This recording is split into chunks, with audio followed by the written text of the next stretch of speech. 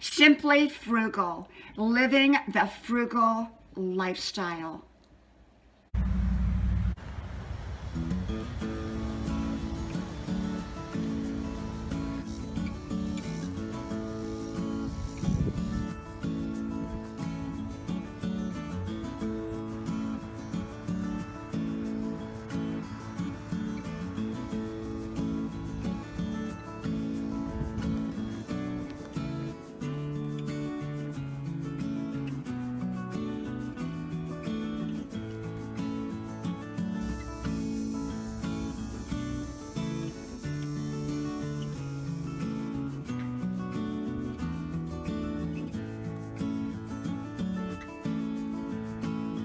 Grandma's porch, a place to relax, a place for calm, a place to enjoy. Grandma's porch.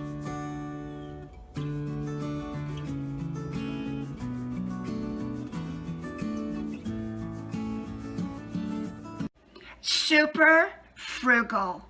The art of being frugal. The frugal lifestyle. Hello, y'all. I'm Diana Brianne. Well, we are having a beautiful chilly day out today. And as you can see, I always love to open Grandma's porch and have fresh air coming in. I did my 5-mile run, and I did that. I think I was just about the only one out there today on the trail. And it was just beautiful, absolutely beautiful. And I'm out there probably most days, if not all days, unless it's really storming or something like that. So now I am making my videos, and then I am going to go maybe out and do a little bit of shopping. And so I got to thinking today about the frugal lifestyle. And you might say, well, shopping, that's not being frugal. Well, I'm very frugal in what I buy and how I buy. Now, there's a big difference between being frugal and cheap or stingy. Frugal is a good thing. Stingy is not. Cheap is not. When you're cheap, you shortchange yourself on things that are important. When you're stingy, you shortchange other people on what you should be offering them. And when you're frugal, you are generous in the right ways, okay? So I love the frugal lifestyle. I avoid people who live cheap, and I avoid people who live stingy, okay? So there is a big difference in those three terms.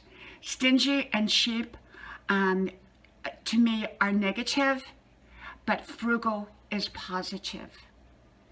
I believe that today in our society, people are very wasteful. Not all, but many, maybe even most.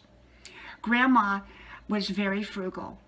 She was very generous, but she was very frugal, and she was very thoughtful in how she gave. She didn't give to just everybody, and she didn't give to people who were undeserving of it, and she did not give haphazardly. She gave in the way that she thought was right. And so I believe in that. So I think today people waste in a lot of ways. I think if we just look at our lives, we can look at the wastefulness that takes place.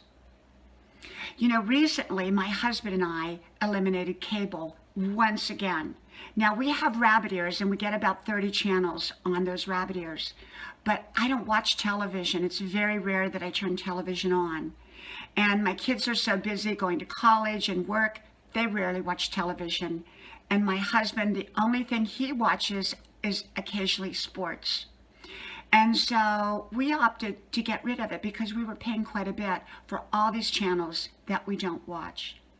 And for $10, we get the rabbit ears, and they work wonderful for us, even though we're a good 2 hours away from a big city. Well, maybe an hour, hour and a half from a big city. And so we still get all kinds of channels. And the rest of it we get on the internet. And, with Grandma, they never threw out their food. They ate it before they cooked the next meal. So, for example, if she made soup, they finished up the soup before she made something new. And they never threw out a cup of coffee. even if it was day-old coffee, Grandpa always used day-old coffee before they made a new pot of coffee. And so most people, if it's an hour old, they seem to want to throw it out. And I use my coffee. For me, I just put it in a cup, put it in the microwave. My husband makes a fresh pot, and when I'm finished with that cup, then I go get me a fresh cup of coffee. And, I turn lights off when I leave a room if I'm not going back in. I turn off the heat if I don't need it. I turn off the air conditioning if I don't need it. That's why I love Grandma's porch open. I love that fresh air. I don't spend money on what I don't need. Look in people's refrigerators, and often they have condiments, 2 and 3 of the same condiment open, all kinds of food in there, a lot of it going bad because they didn't use it. And so I believe in using what I've got first before I start something new. And people, I think, are very wasteful with food. And it goes bad, they don't use it, so it goes bad. I use up what I need to use up. I use up my perishables before I go and open up something or make something new.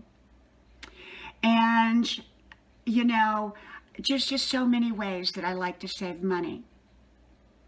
And yet, I have to tell you that I'm not cheap. And I'm going to give you a little story about my mama and I, many, many, many years ago, probably like 40 years ago. We were driving across country, and my mama said, you know what, why don't we just get one of those cheap motels, because, we don't really need to, we're only going to spend a few hours there. And I said, yeah, let's do it. Rather than spend quite a bit of money getting a nicer motel. And so we did. Well, we regretted it because neither of us slept well at all that night. The room smelled like heavy old smoke. The mattress smelled. Everything smelled. It was awful. We were a little bit scared there. And so I have to tell you, we got out of that motel that next morning and never looked back. And from that day forward, we always rented nice motel rooms wherever we stayed. And so I learned that lesson. We were being cheap instead of being frugal, because being frugal helps you save money so that when you need it for certain things, especially safety or well-being or health or whatever, you have that money there for the right things that you need. So we're not saying be cheap or being frugal in areas that matter. Sometimes, we can be frugal in areas that matter if we can get exactly what we want for the same price. I mean, like shopping around for a car. We tend to go outward a bit when we go buy a car because we find that often the bigger towns have better deals than the small towns. And sometimes the small towns have more, they really raise the prices quite a bit because they're the only deal in town. And so there's a lot of ways to save money, but I believe in saving money so that we can get what we truly want or what truly matters. And so for me, safety matters. So if we go across country or we're driving, I want a nice hotel or a nice motel. I don't want to stay at some rundown place. So some people would say, well, I don't want to spend money on a nice hotel or motel. That's fine, that's their choice, but for me, it's important. I take the money that I saved and I apply it to where it's important in my life. So we all get to determine what's important in our life, what is right for our lives, what things matter in our lives. And so for me, I believe in saving money, being frugal in areas that don't matter, so that I can use that money towards what does matter in my life. So many people go in such heavy debt on things that really are going to be devalued in such a short time. And for me, I believe in, holding on to things and taking care of what I've got so that I don't have to replace it, at least not in the near future. And there's so many wonderful ways to save money and be frugal and yet live a fabulous lifestyle. People think that saving money and being frugal, you have to suffer and that you're not going to get what you want. I think you can get exactly what you want if you're smart. You think about it. There are many free entertainment things that we can get out there. You know, it's really funny, but we do have one of the internet-based, you know, online movie where you pay like $10 a month and you can get all these movies. And my son was going out and getting a movie and paying about $4 per movie because he likes movies. And I said, why are you doing that? You're wasting $4 for each movie, which was really adding up for him. I said, we have this, this internet program, or whatever you want to call it, where you get all these free movies and they're all current movies, the same as what you're paying money for. And so he said, yeah, Mom, you're really, really right. And so he quit going to and spending $4 per movie. Also, our library is a wealth of movies. We have all kinds of movies. We can check them out for free. So there's a lot of ways that we can get what we want without even having to pay for it.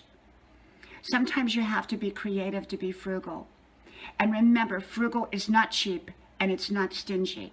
Okay, frugal is smart so that it can use its money for what it really wants. From my house to yours, may God bless you, and I hope to talk to you soon again. From my house to your house, to wherever you're at, from Grandma's porch, from my beautiful, beautiful day out here, I will talk to you soon. Bye-bye.